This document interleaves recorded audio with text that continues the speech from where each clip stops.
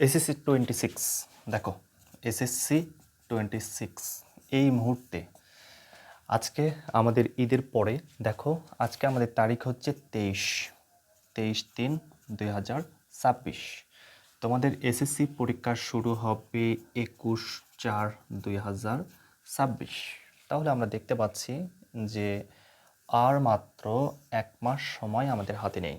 তাহলে এই যে আমাদের 1 মাসের মতো সময় নেই, বলা যায় প্রায় 28 থেকে 30 দিন সময় আছে। এই 28 থেকে 30টা দিন আমরা কীভাবে পড়ব? তো দেখো, এখন আমাদের ম্যাক্সিমাম 13 থেকে 14টি সাবজেক্ট আছে। ধরো 13টা সাবজেক্ট, মাদ্রাসা বোর্ডে যারা আছে তাদের আছে 14টি, যারা আমাদের জেনারেল তাদের আছে 13টি। 1300 মার্কের পরীক্ষা হবে। সো যেহেতু আমাদের শর্ট সিলেবাস, তাতে তো আমাদের কোনো সমস্যা নেই, আমরা মোটামুটি পড়ে ফেলছি, তাই না? তো তুমি ধরো সাপোজ যদি সায়েন্সে হয়ে থাকো, তাহলে ধরো তুমি ফিজিক্স নেবা, পদার্থ বিজ্ঞান। তো পদার্থ বিজ্ঞান তুমি সাবজেক্টটা নিছো, সিলেক্ট করছো। প্রথমত কীভাবে পড়বা? পদার্থ বিজ্ঞানের মধ্যে আমাদের যে অধ্যায়গুলো আছে সেই অধ্যায়কে তোমাকে আগে এখানে ফিক্সড করতে হবে। তো পদার্থ বিজ্ঞানের মধ্যে আছে এখানে প্রথম অধ্যায়, এখানে আছে দ্বিতীয় অধ্যায়, এখানে আছে তৃতীয় অধ্যায়, চতুর্থ অধ্যায়, এরপর আছে সপ্তম অধ্যায়, এরপর আছে অষ্টম অধ্যায় এবং সর্বশেষ আছে দশম অধ্যায়। তাহলে দেখো, আমরা এখানে দেখতে পাচ্ছি 1 2 3 4 5 6 7টি অধ্যায় আছে। এই 7টি অধ্যায়ের মাঝ থেকে আমাদের প্রশ্ন হবে কয়টা সেটা আগে দেখতে হবে।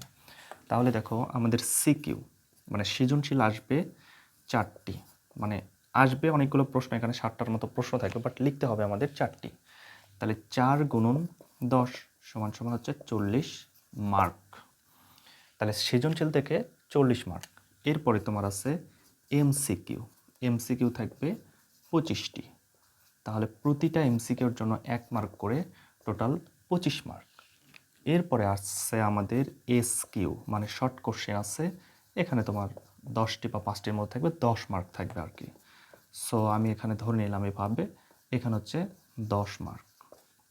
টোটাল আমাদের মার্ক হচ্ছে এখানে 75 মার্ক। এই 75 মার্কের আমার পরীক্ষা দিতে হবে, টোটাল মোট মার্ক। এবং ব্যবহারিক বা প্র্যাকটিক্যাল ব্যবহারিক থাকবে 25 মার্ক। এই সর্বমোট হচ্ছে 100 মার্ক। তাহলে সর্বমোট থাকবে 100 মার্ক। এখন তোমাকে দেখতে হচ্ছে, যেহেতু সায়েন্সের সাবজেক্ট 25 মার্ক এটা তোমার বাদ দাবের মাঝ থেকে তুমি মোটামুটি পাবা। তো 75 মার্কের যে পরীক্ষাটা আমরা বসবো, সেই 75 মার্কের মাঝে যেহেতু আমার প্রথম স্টেপ আছে হচ্ছে সিকিউ। তাহলে সিকিউ বা সৃজনশীল আমি যে লিখবো এখানে 4টা। তো দেখো, এখানে প্রশ্ন প্রায় আমাদের 6টা থেকে 7টা থাকবে। তো আমাদের এখানে অধ্যায় আছে 1 2 3 4 5 6 7টি বললাম। তো 7টি অধ্যায়ের মাঝে থেকে তুমি যদি 5টি অধ্যায় ভালো মতো পড়ো, তাহলে 4টা সৃজনশীল তোমার এখান থেকে একদম হুবহু তুমি মানে একদম লিখতে পারবা। সো দেখো, কোন কোন অধ্যায়গুলো আমাদের এখান থেকে খুব জরুরি, সেই অধ্যায়গুলো আগে সিলেক্ট করতে হবে এবং ওইটার একদম এন ডিপ এই কয়টা টাইমে, মানে এই যতটুকু টাইম আছে সেই টাইমে আমাদের একটু ডিটেলসে পড়তে হবে। কীভাবে পড়বো? তাহলে অধ্যায় সিলেক্ট করলাম, সাপোজ ধরো এখানে আমি নিলাম গতি। তাহলে গতি অধ্যায়ের ভেতরে গেলাম, এখানে আছে গতি। এই গতির মাঝে গিয়ে আমাকে কীভাবে পড়তে হবে, তাহলে আমি কমন পাবো। প্রথমত তোমাকে এখন যেহেতু সময় কম, সেক্ষেত্রে তোমাকে যে কাজটা করতে হবে, বোর্ড প্রশ্নগুলো অ্যানালাইসিস করতে হবে। তো তুমি প্রথমে যাবা, এখানে সিকিউ আছে। তো সিকিউর ভিতরে গিয়ে তুমি দেখবা হচ্ছে এখানে বিগত বছরের প্রশ্ন। তাহলে সিকিউর মাঝে তুমি যে সিকিউ পাচ্ছ, সেই সিকিউয়ের গ প্লাস ঘ এই প্রশ্নগুলো তোমার দেখতে হবে বিগত বছর। তাহলে বিগত বছরের যে প্রশ্নগুলো আছে সেই প্রশ্নগুলো তোমাকে দেখতে হবে এবং সমাধানগুলো দেখতে হবে। প্রশ্ন ও উত্তর করার চেষ্টা করতে হবে। দেখো, তোমার যতটুকু পড়া আছে তার মাঝে থেকে তুমি অ্যান্সার করতে পারতেছো কিনা। যদি করতে পারো তাহলে ভালো, আর যদি না করতে পারো তাহলে প্রশ্নগুলো তোমাকে ভালোভাবে আয়ত্ত করতে হবে। আচ্ছা ঠিক আছে, এটা করলাম। তারপরে কি করতে হবে? প্রশ্ন তো বললাম, তাহলে প্রশ্ন পড়ার ফলে এখানে যেহেতু আমাদের ফিজিক্সের ক্ষেত্রে গ ঘতে ম্যাথ থাকে, তাহলে কোন কোন ম্যাথ তোমার এখান থেকে আসছে। তো দেখো, আমার গতি অধ্যায় থেকে সাপোজ আমার এখানে সাপোজ ধরো ত্বরণ বের করতে হয়, তাহলে A = V - U/T। এটাকে তুমি এক নম্বর সূত্র দাও। এরপর তোমার ধরো আরও কিছু সূত্র আছে অতিক্রান্ত দূরত্ব বের করার জন্য।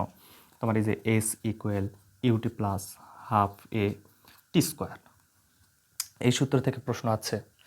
এরপরে দেখো তোমার সমবেগ থেকে আছে এস ইকুয়াল ভিটি, এটা থেকে বসালাম। এরপর পরন্ত বস্তু থেকে আছে তোমার সূত্র। তো পরন্ত বস্তুর ক্ষেত্রে তোমার ধরো এখানে বেগ বেগ বের করতে বলছে v equal u minus gt. তো ধরো তুমি এখান থেকে এরকম 4টা বা 5টা বা 6টা বা যে কয়টা সূত্র তোমার লাগছে সেই কয়টা সূত্র থেকে বিগত ধরো 5 থেকে 6 বছরের প্রশ্ন তুমি অ্যানালাইসিস করলা। তো 5 থেকে 6 বছরের প্রশ্ন তুমি দেখার ফলে তুমি এখানে দেখতে পেলা যে এই ম্যাক্সিমাম এই কয়েকটা প্রশ্ন মানে সূত্র থেকে প্রতি বছর প্রশ্নগুলো হয়ে আছে। তাহলে যে সূত্রগুলো থেকে প্রশ্ন আছে এবং কোন কোন ক্যাটাগরির প্রশ্ন আছে সেইটা তোমাকে মার্কিং করে ওই প্রশ্নগুলো একদম তুমি স্টার চিহ্ন দেবা। যে সূত্রগুলো আছে সেগুলোতে তুমি স্টার্ট দিলা, দিয়ে দিয়ে তুমি এগুলোকে আয়ত্তে নেবা।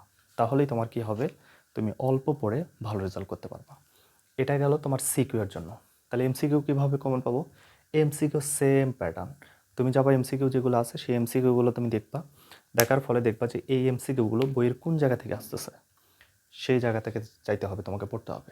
সাপোজ ধরো তোমার বলছে হচ্ছে ভেক্টর রাশি থেকে বলছে, তাহলে ফিজিক্সের গতির মাঝে আমাদের আছে ভেক্টর এবং হচ্ছে স্কেলার রাশি। তাহলে ধরো ভেক্টর রাশি থেকে আসছে, তাহলে ভেক্টর রাশি থেকে আসলে কি আসে? উদাহরণ আসছে না, উদাহরণ বেশি আসে। তাহলে ভেক্টর রাশি কোনগুলা সেইগুলো তোমাকে পড়ে নিতে হবে। এরপর আরও আছে আমাদের এখানে ধরো পরন্ত বস্তু। পরন্ত বস্তু 3টা সূত্র আছে, সেই সূত্রের মাঝে থেকে কোনটা থেকে প্রশ্ন বারবার হচ্ছে সেইটা দেখো। এরপর বেগ আছে, অতিক্রান্ত দূরত্ব, এরপর আমাদের হচ্ছে যে ত্বরণ, মন্দন। এভাবে তোমাকে টপিকগুলো সিলেক্ট করে নিতে হবে, তবেই তুমি অল্প পড়ে ভালো রেজাল্ট করতে পারবা। ঠিক আছে? তো এইটা শুধুমাত্র তোমাকে বললাম ফিজিক্সের ক্ষেত্রে। এভাবে তুমি বাংলা হোক, ইংলিশ হোক বা আদার্স যে সাবজেক্টগুলো আছে সেগুলা এখন তোমার এই যেটুকু টাইম আছে এই টাইমে তোমাকে বিগত বছরের প্রশ্নগুলো পড়তে হবে বেশি বেশি করে। এবং বিগত বছরে যে প্রশ্নগুলো পড়লাম শুধু পড়ে ওটা হুবহু মুখস্থ করলে যে ওটা আসবে তা কিন্তু না। ওইটার আলোকে বা ওই টপিক থেকে যেখান থেকে প্রশ্ন হয়েছে তার পাশ থেকে দিতে পারে, তার আশপাশ থেকে প্রশ্ন হবে বা ওই ক্যাটাগরি আকারে প্রশ্নগুলো সাজাবে। তার মানে যে আমি বিগত বছরে যে এমসিকিউ আছে হুবহু পড়ে গেলাম কমন পাবো তা না, বিগত বছরের সৃজনশীল যা আছে হুবহু পড়ে গেলাম কমন পাবো তা কিন্তু না। মানে ওইটার আলোকে বা ওই ধারসে এর মাঝে তুমি যদি রাজশাহী বোর্ড থেকে প্রশ্ন পরীক্ষা দিয়ে থাকো তাহলে রাজশাহী বোর্ডের প্রশ্নগুলো তুমি একটু ভালো করে দেখবা, এর পাশাপাশি অন্য বোর্ডের প্রশ্নগুলো তোমাকে দেখতে হবে। ঠিক আছে? সো এভাবে তুমি চেষ্টা করতে থাকো, দেখা যাক তোমার ফলাফল এবং তোমার সফলতা ইনশাল্লাহ অবশ্যই আসবে। এবং আরও কীভাবে পড়তে হবে বা কীভাবে লেসনগুলো দিতে হবে আমরা পরবর্তী ভিডিওতে তোমাকে দেখাবো ইনশাল্লাহ।